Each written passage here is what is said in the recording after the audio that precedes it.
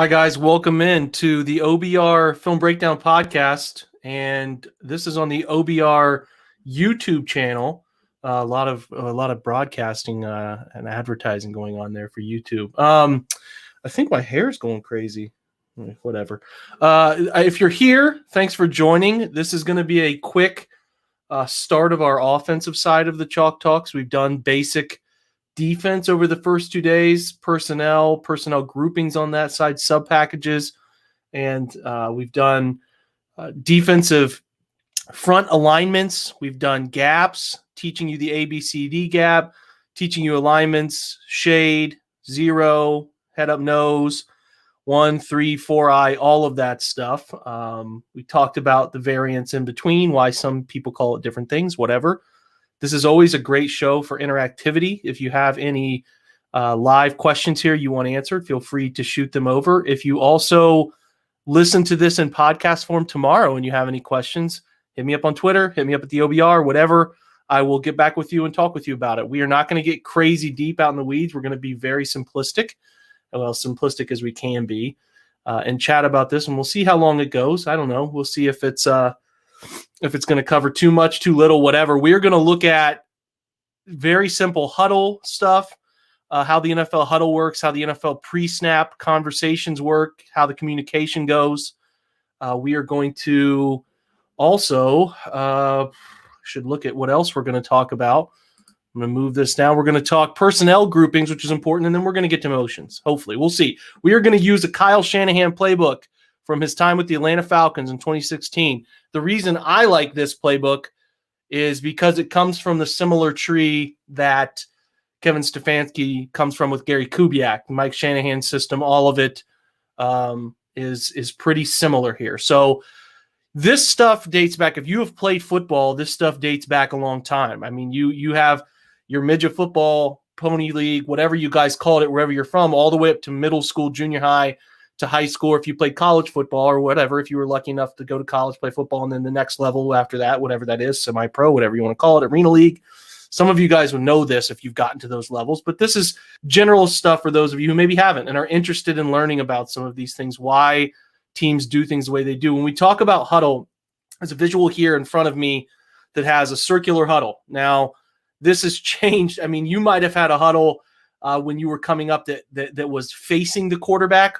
Either the quarterback was at the front of you with his butt to the line of scrimmage, or it's flipped, or the quarterback was behind everybody and he would call a play, give the play, and then the center would leave the huddle and go.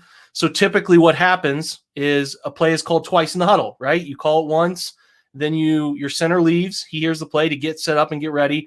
You call it the second time, ready, break, and you're on the line of scrimmage. So just general rules. And this is what's crazy is that even this is how detailed NFL playbooks are in front of you. You know, it just goes through center as his job is always as the center to yell huddle.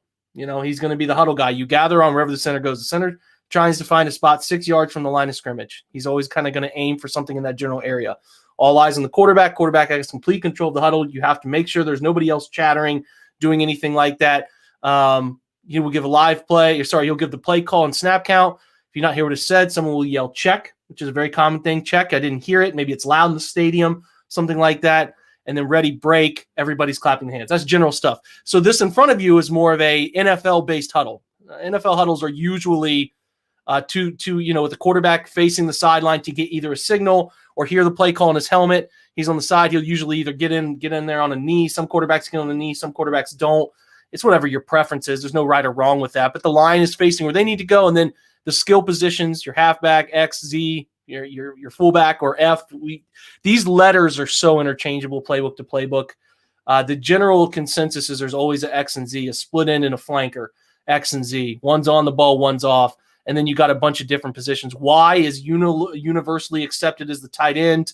And then this fourth player here could be a F for fullback, could be a K for wide receiver, it could be anything. Teams call these things. I've seen teams call an L and an R for a left outside receiver who always stays on the left side, or an R for the right outside receiver who always stays on the outside. It's whatever. There's no right or wrong. It's, it varies playbook to playbook. But just looking at kind of the most accepted ways, X, Z, Y, but these skill position guys are in the back and then they break the huddle and go. So points of emphasis. Everyone's moving swiftly in and out of the huddle to create tempo. The huddle reflects the attitude of our offense, keeping it sharp, little things. So it's important to know the way, if you're interested in the nuts and bolts of this stuff, the way in which this stuff is called. The quarterback will have a way in which he goes about it. So typically, if there's a shift, he will say, and what I mean by a shift is you come up in one look, you hear the quarterback make a shift call, and then you shift and move to a different alignment. That may mean a tight end putting his hand on the dirt on the right side, standing up, going over to the left side, just trying to confuse and manipulate defenses. But typically, you will hear a formation and a strength call. Okay, strong. And these examples here from Shanahan's playbook: strong right, I left, double right. It always starts with the formation and strength.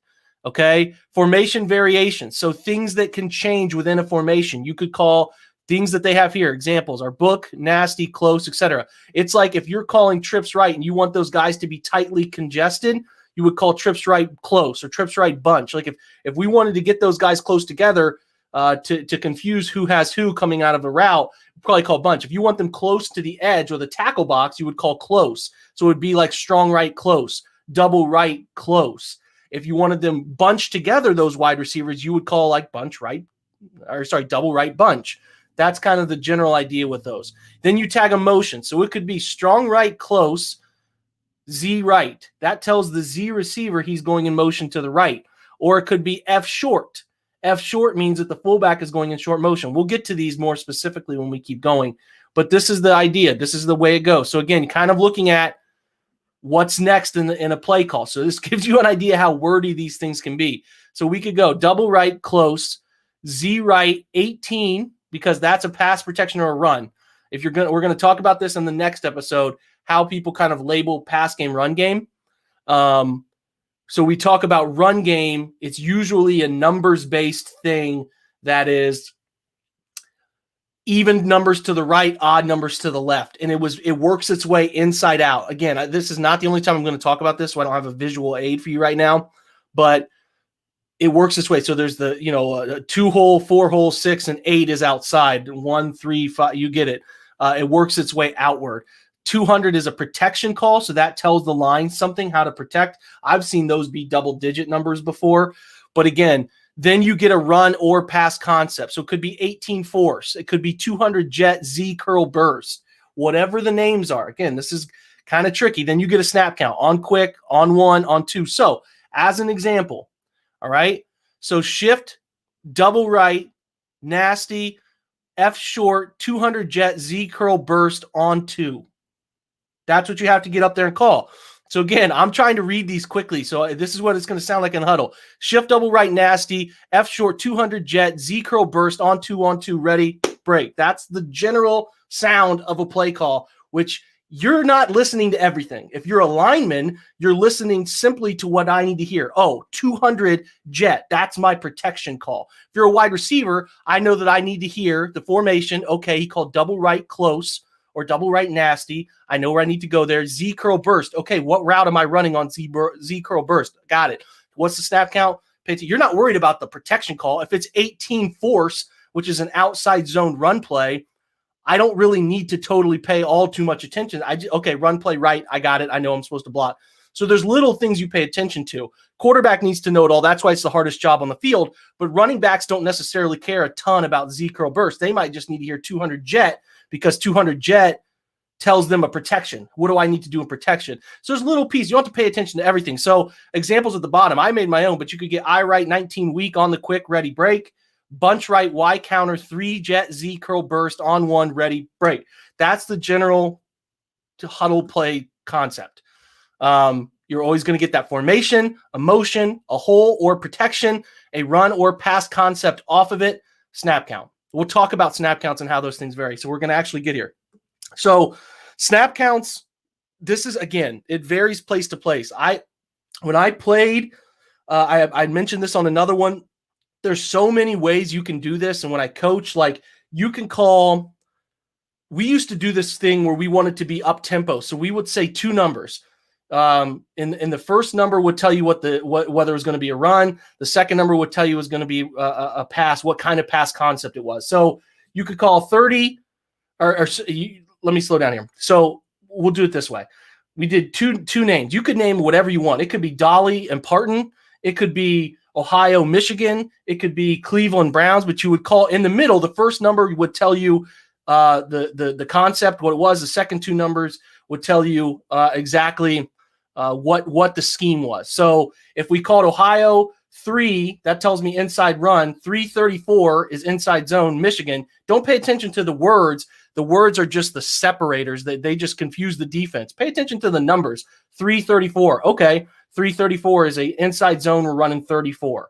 If it's 662, 62 is a air raid concept that you could tag route numbers, and that would tell guys what to do. So that was a way we went up tempo. If you huddle, obviously, you can have more information passed along.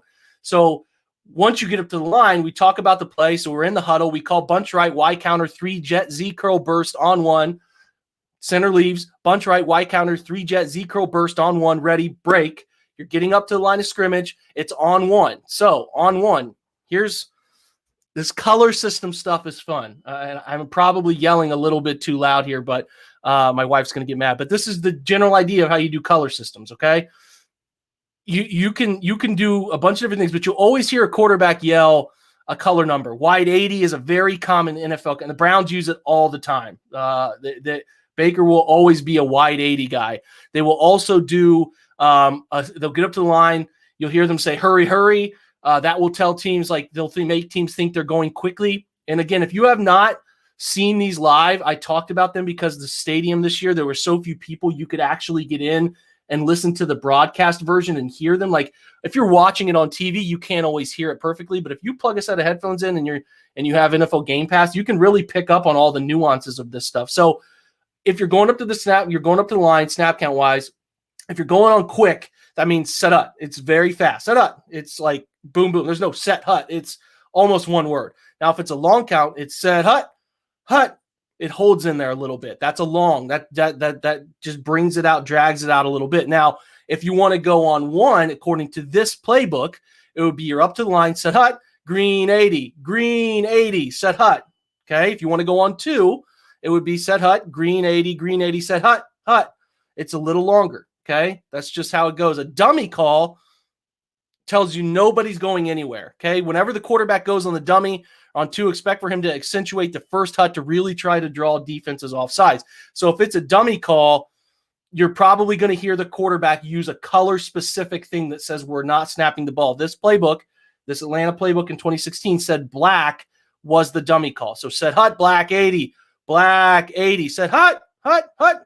It's just a cadence thing, how they say hut, but you have to be that first hut is going to be really, really emphasized to try to draw somebody offsides. Quarterback's voice is what does it. Baker got pretty good at this year, if you guys recall. He was really doing a nice job, and he drew people offside several times. So if it's a dummy call, maybe you want to get up the line on 4th and 1, and you don't really want to run a play. You're actually maybe going to punt. You're trying to draw somebody offside, or it's a high probability. Something that was really fun that they did this year is the Raiders did it to the Browns. They were at the end of a quarter, and they were trying to sell a hurry call to get up the line. The Browns defense thinks that the Raiders are going to go on first down, but the Raiders are actually dummy calling it the black 80 or whatever they use and not going anywhere.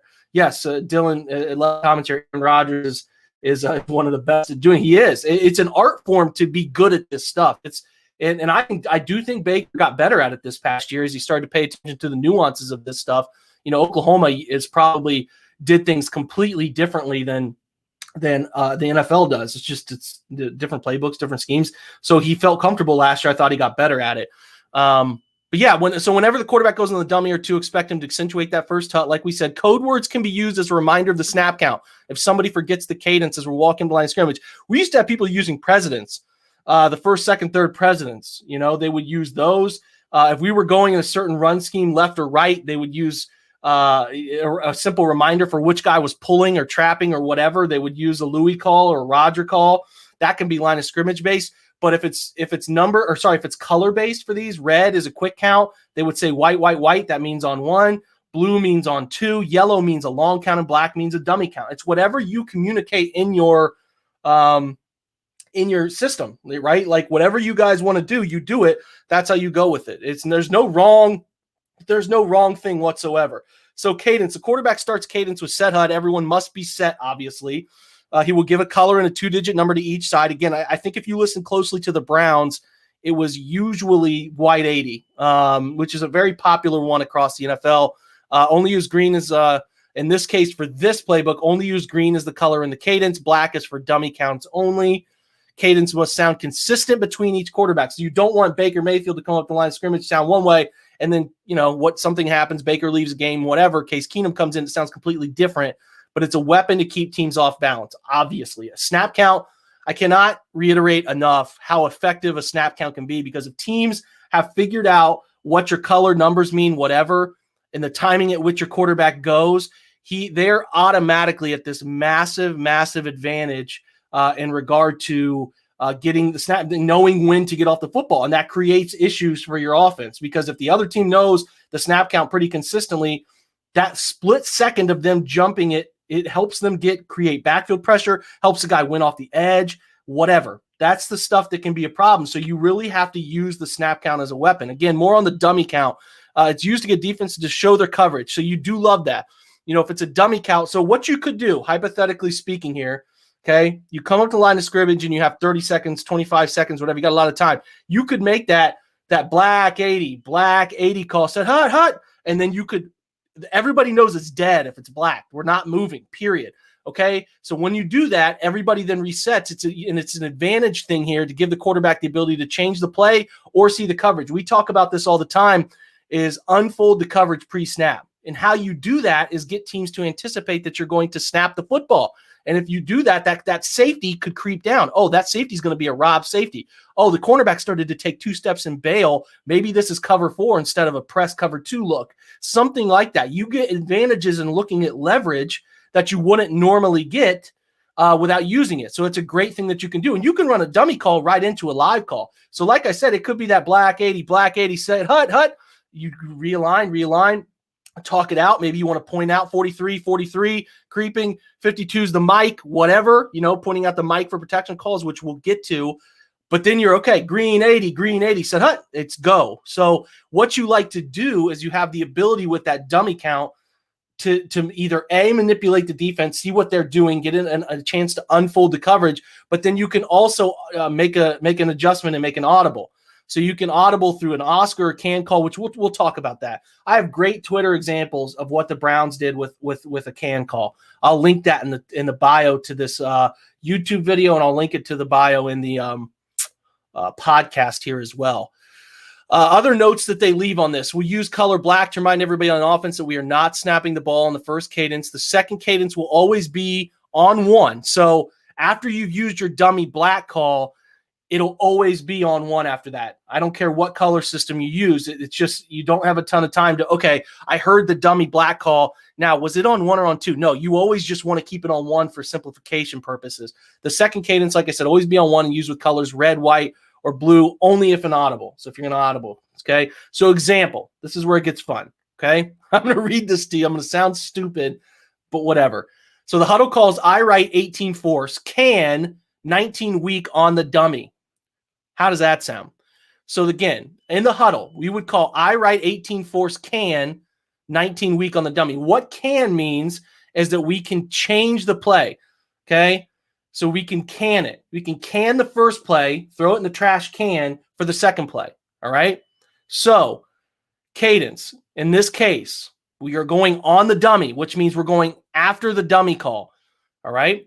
So an example of what would be called at the line of scrimmage, and again, I will link this stuff up so you can see an example with audio. I did not have time to prepare that for this thing, but I'll prepare it for the audio. Or sorry, I'll give you that Twitter link so you can listen to it because it's really cool to hear them do this. So again, huddle call, I write 18 force, can 19 weak on the dummy. Okay, I know that we could run 2 different plays here based on what the defense gives us at the line of scrimmage. So the cadence is set hut, black 80, set hut, green 80. Green 80, set hut. The defense did not give us a bad look, so the quarterback can keep the initial play. So he didn't change it. He liked the play. He ran the dummy call, set hut, black 80, set hut. Okay? It doesn't matter how many huts you hear with a dummy call. You're not going anywhere until you get a green call. Now, the green call tells me we're going, right? We are going with this play call. We're going to go with it. Fine, perfect. We're going to keep it. If I heard can, then I probably would know we're going to the second play, right? If I had heard a can call, I would know we're not going to run 18 force. We're going to run 19 weak, right? So he liked the play. The quarterback in this scenario liked the play, didn't mind the defense's look, right? So he says green 80, set hut. They run it, okay?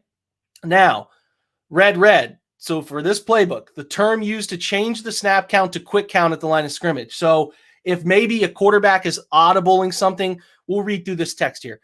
So this red call will mostly be used if the play clock is running down or if the defense isn't lined up when we get a chance at the line of scrimmage. So if you hear like some teams will call alert, that means they're ready to go. Some teams in this playbook will call red. Red means we're going first down, set up. Just boom, we're going. Sometimes you won't even hear a clear hut. It's just set up real quick.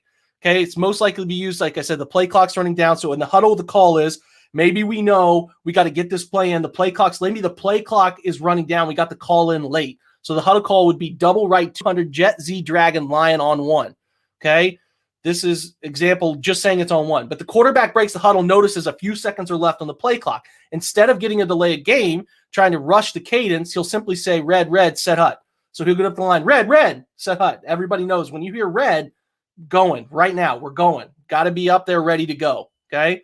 Question there from David says, question for another time. Why do we always hear about Allen's or Mahomes aren't? Oh, I'll answer that about Bacon another time. Maybe I'll jump in the comments. David, if you leave that on the video, I will shoot an answer back. I think Baker's arm is perpetually slept on as the, I don't know if you guys can hear it. Maybe you can or can't hear it, but the alarm is going off outside. It's the battery's changed. So if you hear it, I'm sorry. Maybe it'll stop soon. Now, Oscar call. We talked about red. Red means you're hurrying up. Oscar call gives us the ability to change the direction of a play of a mirrored formation, such as solo or north clip. What it means is you can change the direction of a play, okay?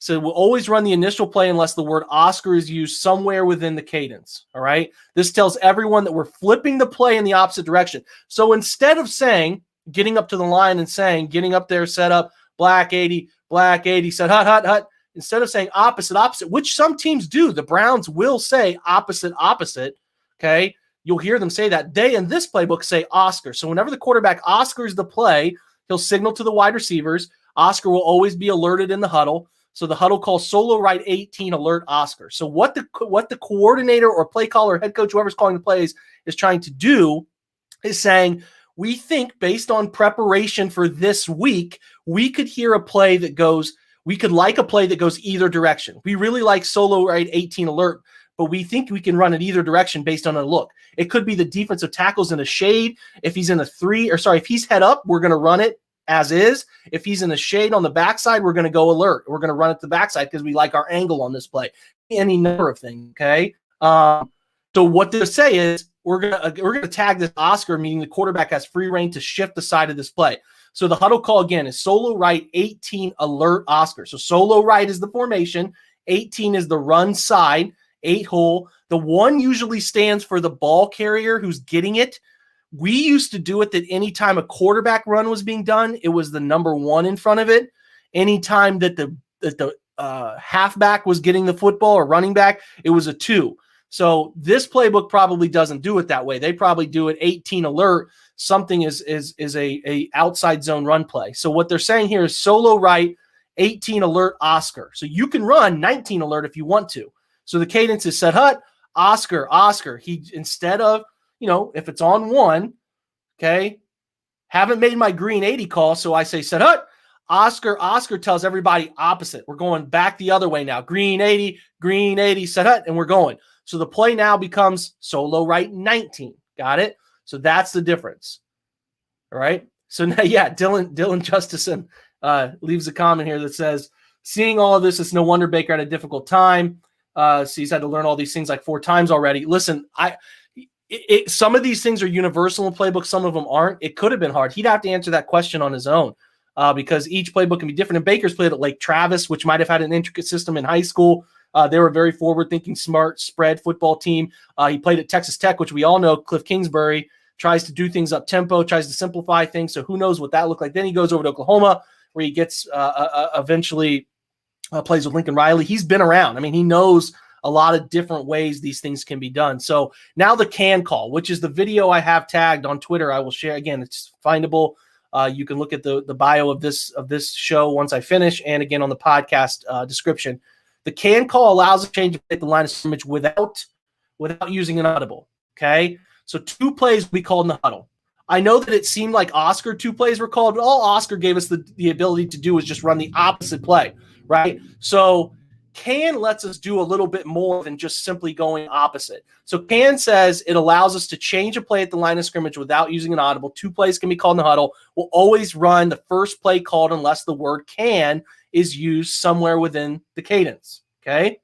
So whenever the quarterback cans the play, he will signal to the wide receivers, okay? He'll give a can call. Baker might have thrown up I'm going to disappoint Mike Krupka here. I don't know what the hang loose or whatever that is.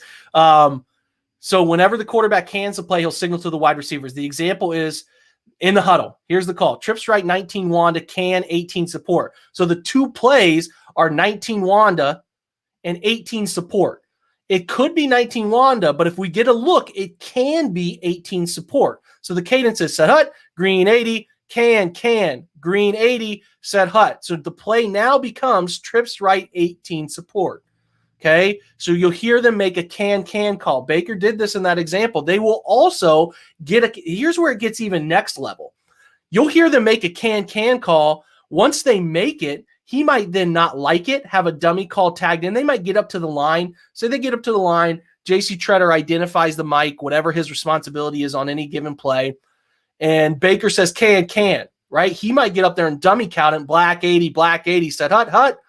And then notice, I don't actually like the can call. Then you can make a rewind, and you'll hear Baker say rewind in that example.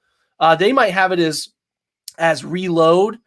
Yeah, this is the example right here. So they call it reload. Baker's called it rewind in this past offense. So I'm trying not to make this too confusing, and I'm really sorry if I am. I'm trying my best to simplify this with examples. So a can call, it just goes to the second play, all right?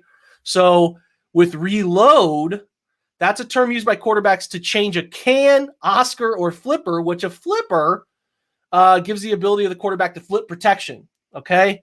So flip protection would be trips right 3 jet hot. They call it Hooters here. Trips right 3 jet Hooters. So set hot flipper tells them that they're going to change the protection. It just became 2 jet instead of 3 jet.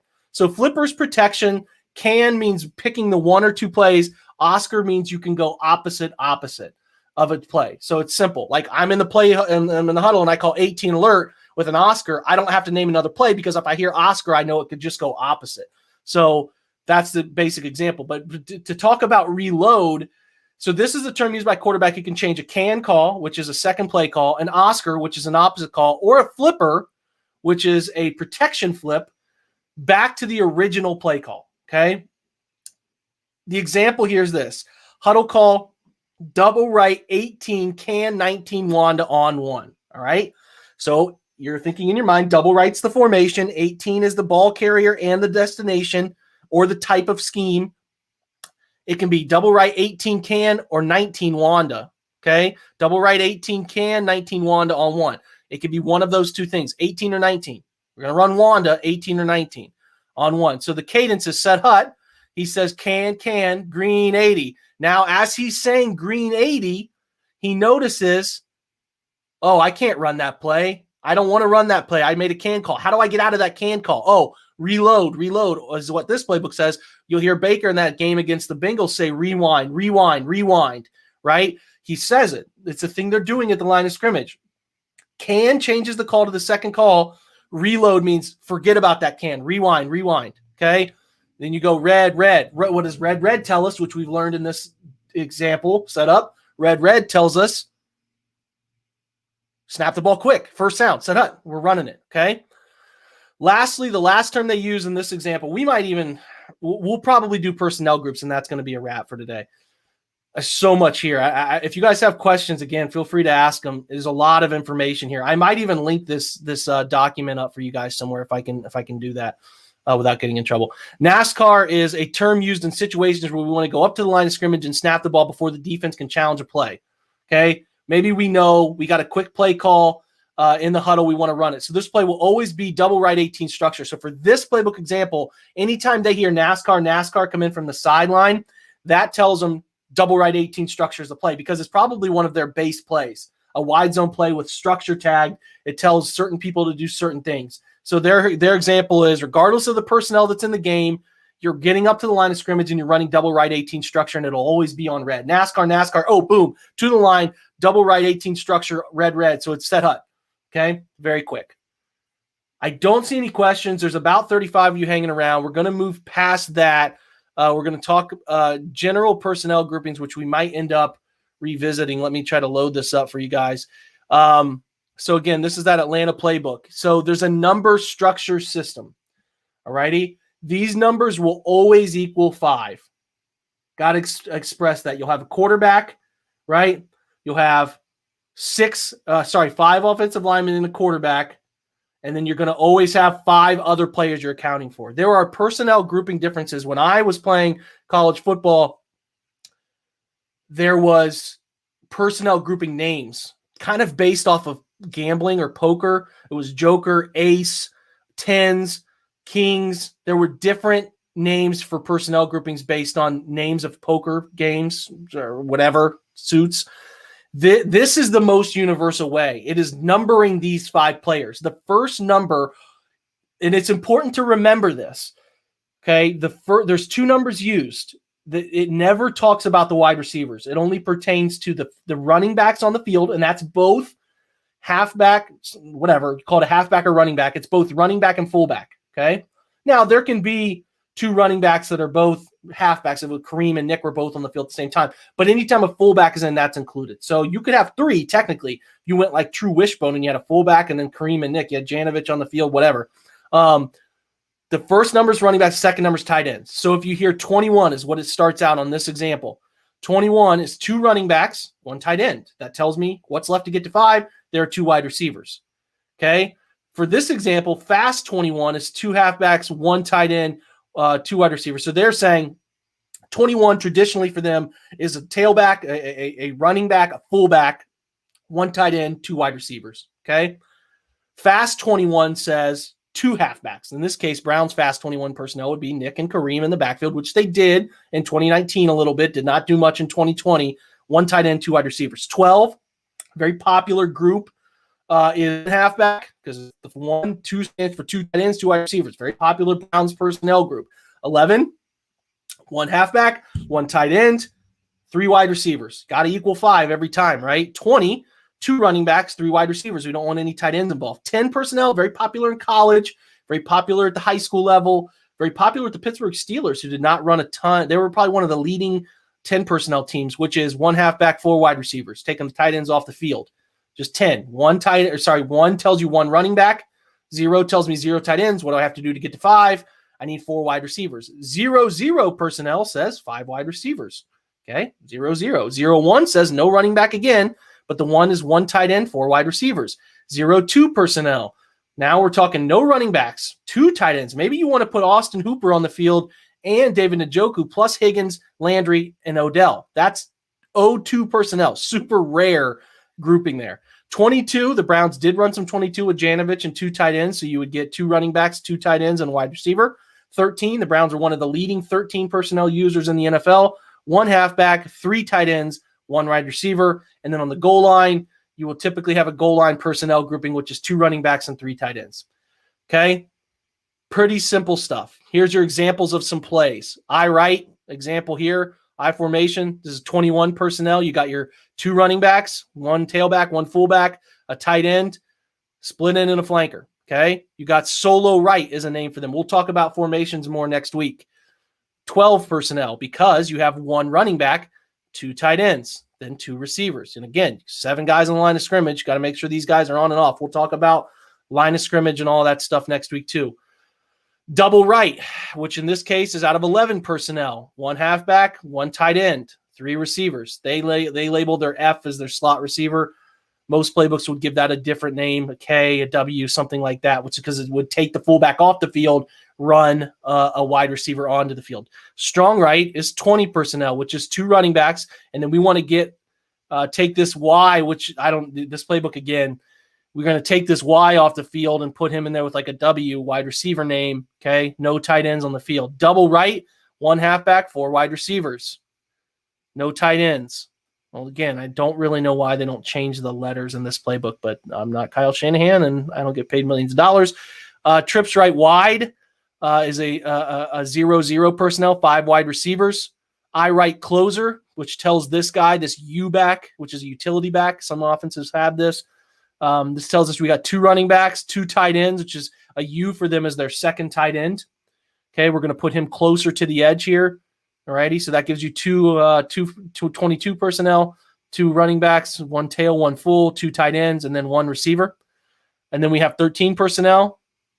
Okay, I don't really understand why they have this as the example for I right, unless, I don't know, this is not a great example. You would probably have this player, this F player, be U and split over here. I don't really know why they have F because that would be another running back. You would have another position name for that 3rd tight end, move him over. And then goal line, your 3 tight ends and your 2 running backs. So that is it for today. We got like 38, 40 minutes. I cannot go further than that. We're going to stop it here. We will talk about formations, general run assignment looks, gaps, what those things look like next week. And then we'll talk about what positions are on the wide receivers field, stuff like that. We'll keep going through this stuff, man. We'll talk about general run game concepts. We'll talk about some of the other stuff, but I hope this was informative. If you have questions, again, please comment. Let me know. Or if you're listening to this in audio form, I'm more than willing to answer your questions with that too. Just DM me or whatever. I'll always spit back and forth on this stuff because it's fun. It's fun stuff for me. It's a guy who played quarterback way back in the day. So check out the YouTube channel with a subscription. We love the subscription stuff. We love it on the podcast too for the audio form. Would really appreciate that. So check that out if you can. Leaving us those always helps. I think it really helps people find the podcast. I think that's what it does a great job with. So appreciate your support, guys. Always do. I like I said, I always try to make sure I answer your questions as well with these Chalk Talks, as they're about teaching people things that they maybe didn't know before. So thanks for joining us as usual, and have a great day, guys, and go Browns.